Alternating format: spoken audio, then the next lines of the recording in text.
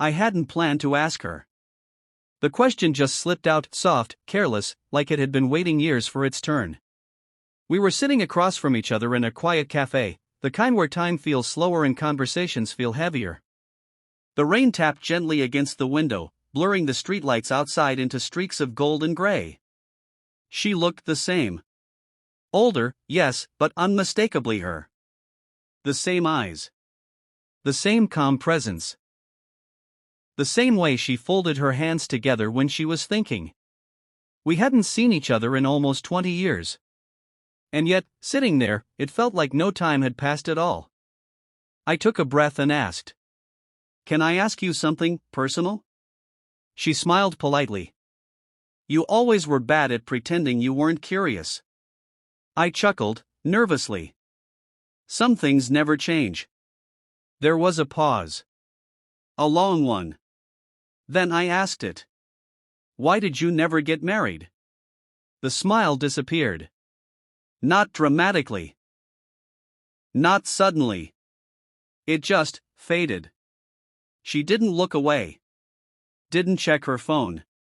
Didn't pretend not to hear. She looked straight into my eyes.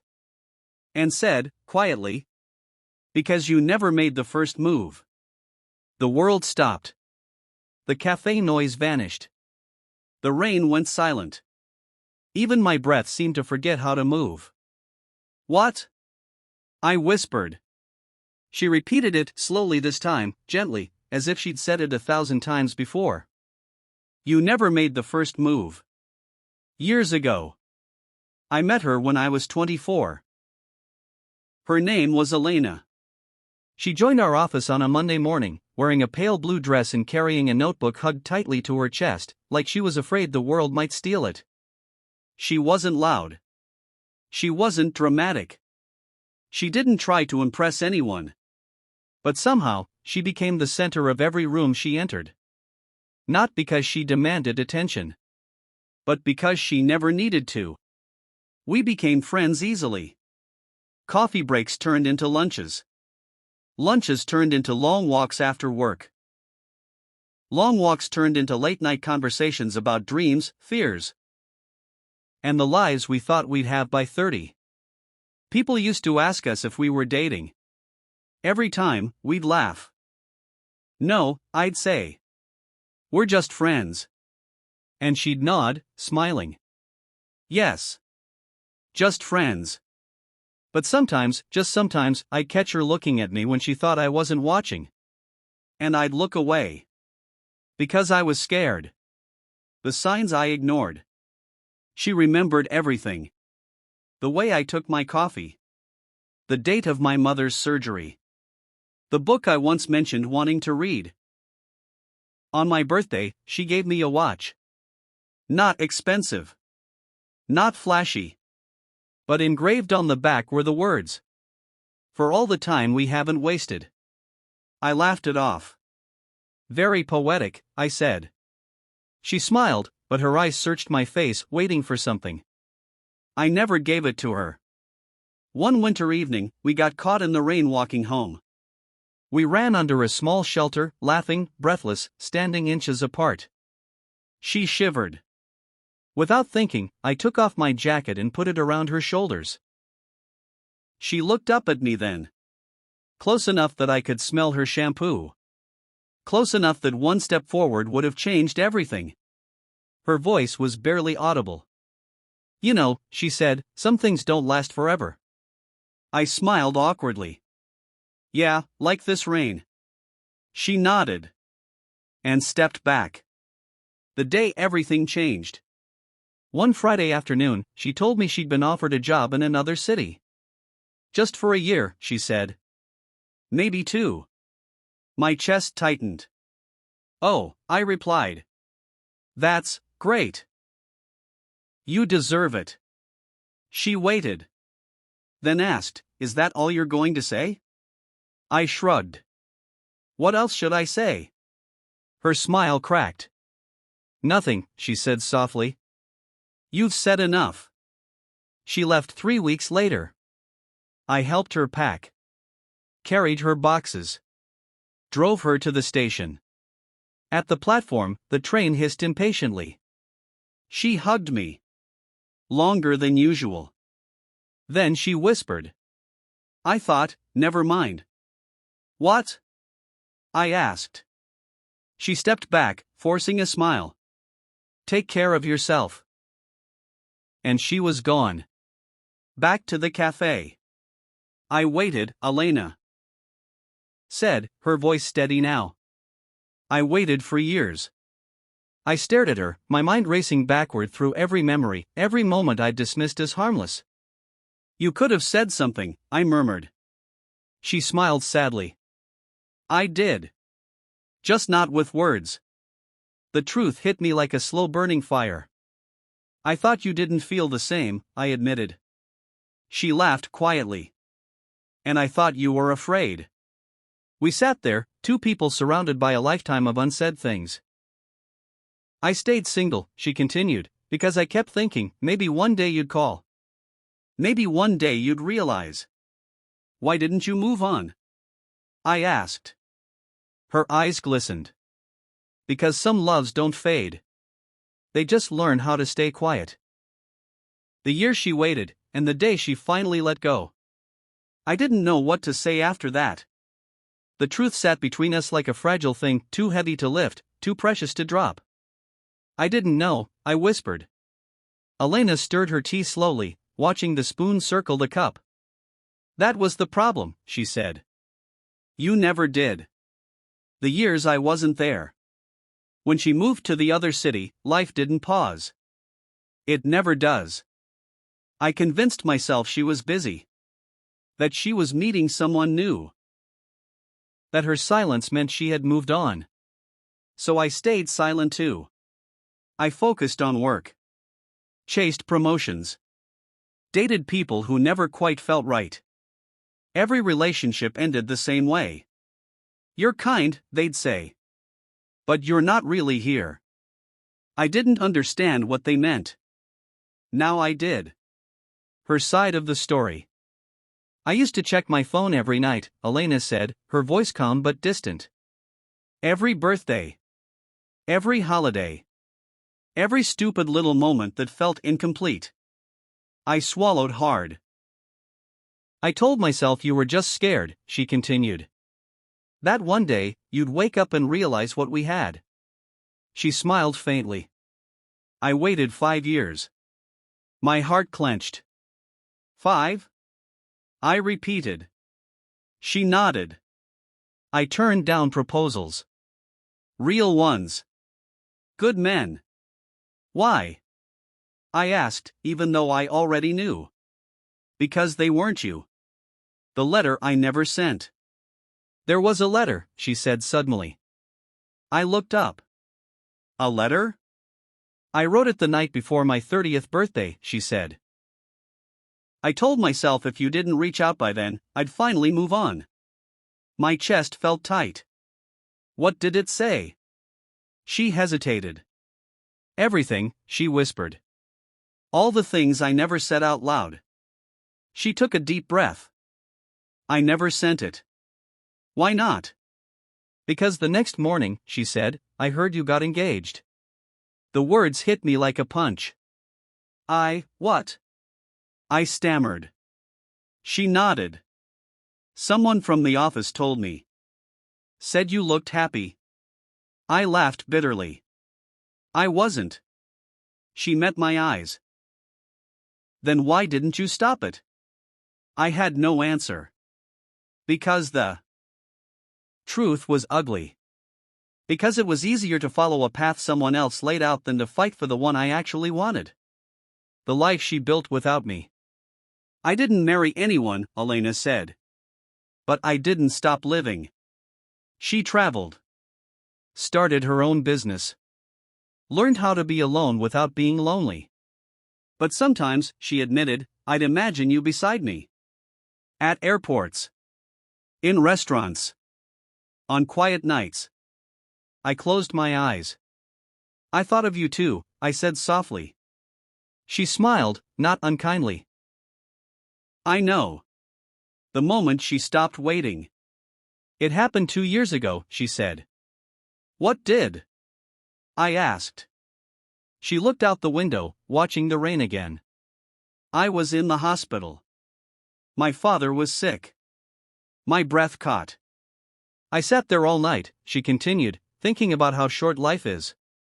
How fragile. She turned back to me. And I realized something terrifying. What? I asked. I realized I was still waiting for someone who might never choose me. The words burned. So I let go, she said. Not because I stopped loving you, but because I finally loved myself more. Tears filled my eyes. I'm sorry, I whispered. For being a coward. She reached across the table and took my hand. I don't hate you, she said gently. I just needed to stop hoping. The question that changed everything. I looked at her then, not as the girl from my past, but as the woman she had become. Is it too late? I asked. She didn't answer right away. Her grip on my hand tightened. Sometimes, she said slowly.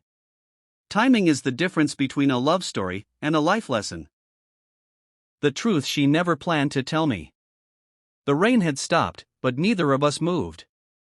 Her hand was still in mine. Warm. Familiar. Dangerous. Timing, I repeated quietly. Is that really all that separates love from regret? Elena didn't pull her hand away. No, she said. Sometimes it's courage. I nodded. I have it now. She smiled sadly. I know. And that's when I realized something was wrong. The look people get before goodbye. She wasn't looking at me the way someone looks at a second chance. She was looking at me the way people look at memories. Soft. Grateful. Finished. Elena, I said, my voice tight, what aren't you telling me? She exhaled slowly, like she'd been holding her breath for years. I didn't plan on seeing you today, she said. This wasn't supposed to happen. My stomach dropped. Why? Because, she whispered, it makes this harder. Harder than what? She finally let go of my hand. And that's when she said it. I'm leaving. Leaving. Again. Leaving? I echoed. Where? Another country, she said. I was offered a long-term position. It starts next month. My chest felt hollow. So this, I gestured between us, this is just closure? She shook her head. No, she said honestly. This is truth. There's a difference. I leaned back in my chair, trying to breathe. All this time, I said, and I finally say something, and now you're leaving? She nodded. I waited my whole life for you to choose me, she said. I can't pause my future again. The confession that broke me. There's something else, she added quietly. I looked up. Her eyes filled with tears. I wasn't always strong, she admitted. There were nights I cried myself to sleep, wondering what was wrong with me. I felt sick. I thought, she continued, if you didn't want me, maybe I wasn't worth choosing. I stood up abruptly. That was never true. I know that now, she said. But it took years. She wiped a tear. And that's why I can't stay. What I should have said. Years ago. I walked around the table and stood in front of her. Elena, I said, my voice breaking, I loved you. I loved you then. I love you now. She closed her eyes. Please don't, she whispered. Why? I asked. Because I've already survived letting go of you once, she said. I don't know if I could survive doing it again. Silence wrapped around us. Heavy. Final. The question with no winning answer. If I had told you back then, I asked, would everything have been different? She opened her eyes and met mine. Yes, she said without hesitation. That was the cruelest answer of all. The last moment. Outside, the sky was clearing. She stood up, picked up her coat. "I'm glad we talked," she said. "I needed to know it wasn't all in my head." I nodded.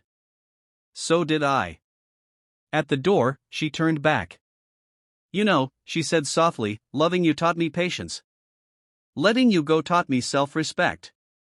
Then she smiled. The same smile that once waited for me to step forward. And she walked away. The first move I made too late. I watched her walk away. Not dramatically. Not in slow motion. Just a woman stepping back into her life, without me. The door closed behind her with a soft sound. And for the first time in years, I felt something crack open inside my chest. The silence after her. The cafe felt emptier than it should have. I sat there long after my coffee went cold, replaying every moment I had misunderstood. Every smile I'd dismissed. Every pause I'd filled with fear. Every chance I'd convinced myself wasn't real. I had always believed that love was something loud. I was wrong. Sometimes love is quiet. Sometimes it waits. And sometimes it leaves when it gets tired of being ignored. The night that changed me. That night, I went home and opened an old box I hadn't touched in years. Inside were things I never threw away. Photos. Notes. A watch with an engraving I never understood. For all the time we haven't wasted. I finally understood it. She wasn't saying we hadn't wasted time. She was saying she didn't regret loving me even when it cost her years. That realization broke me. The message I almost didn't send. I stared at my phone for an hour. Typing. Deleting. Typing again. Finally, I wrote. "I know I'm late. I know I don't deserve another chance. But I need you to know this. Choosing you is the first honest decision I've made in years." I didn't expect a reply. But one came. Hours later. Some truths arrive late. But they still matter. Take care of yourself. That was it. No promise. No hope. Just kindness. And somehow, that hurt more than rejection. The real twist. A month later, I learned something I wasn't supposed to. She had left the country. She hadn't told me where. Not because she wanted to disappear. But because she wanted to be free. And that's when it hit me. The story wasn't about her waiting. It was about me hiding. What I finally learned. I used to think love required certainty. But love doesn't come with guarantees. It comes with risk. I asks you to speak when your voice shakes. To step forward when you're afraid of falling. To make the first move, before silence does it for you. I didn't lose her because she stopped loving me. I lost her because I never chose her when it mattered. Years later. Sometimes, I still think of her. Not with regret but with respect. Because she taught me something no one else ever did. Backhand index pointing right waiting is not romantic when it costs someone their future. Backhand index pointing right silence is still a choice. Backhand index pointing right in the first move can change everything. I don't know if she ever thinks of me now. But I know this. If I ever feel something real again, I won't wait. Final message.